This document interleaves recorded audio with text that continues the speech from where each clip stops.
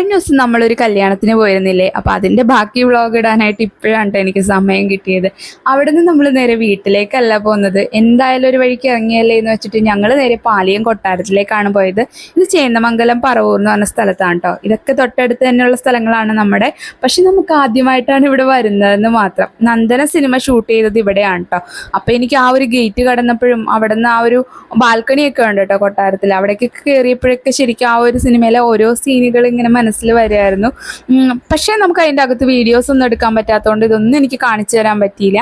അപ്പോൾ അടുത്തതായിട്ട് നമ്മൾ വന്നത് നാലുകെട്ടിലേക്കാണ്. അവിടുത്തെ സ്ത്രീകളൊക്കെ താമസിച്ചിരുന്ന ഒരു വീടാണെന്നാണ് കേട്ടോ പറഞ്ഞത്. പുരുഷന്മാരുണ്ട് അവിടെ മാറി താമസിച്ചിരുന്നു എന്നൊക്കെയാണ് അവർ പറഞ്ഞത്. അപ്പോൾ എനിക്ക് കറക്റ്റായിട്ടൊന്നും കാര്യങ്ങൾക്ക് അറിയില്ല. പക്ഷേ നല്ല രസമുണ്ടായിരുന്നു കേട്ടോ. നാലുകെട്ടാണെങ്കിലും കോവിലകമാണെങ്കിലും ഒക്കെ. കോവിലകം ഒരു ഓഫീസ് പോലെയും നാലുകെട്ട് അവരുടെ വീടായിട്ടുമാണ് ഉപയോഗിച്ചിരുന്നതെന്നാണ് പറയുന്നത്. പിന്നെ ഈ കാണുന്ന പിതൃസ്മൃതി നമ്മുടെ ഗായകൻ ജയചന്ദ്രനെ ഇവിടെയാണ് അടക്കം ചെയ്തിരിക്കുന്നത്. ആളി തറവാട്ടിൽപ്പെട്ട ആളാണെന്നാണ് ഇവിടുത്തെ ഗൈഡുകളൊക്കെ പറഞ്ഞത്. അപ്പം എന്തായാലും ഞങ്ങൾക്ക് എല്ലാവർക്കും നല്ലൊരു എക്സ്പീരിയൻസ് ആയിരുന്നു. നല്ലൊരു സന്തോഷം തോന്നി.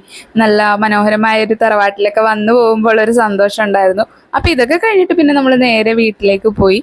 അപ്പം ഞങ്ങളിത് എല്ലാവരും ഉണ്ട് കേട്ടോ കൂടെ. അമ്മയും വല്യമ്മയും ചിറ്റയും എല്ലാവരും ഉണ്ട്. അപ്പോൾ പിന്നെ വേറെ ഒന്നും പരിപാടിയില്ല. നേരെ വീട്ടിലേക്ക്. Bye bye.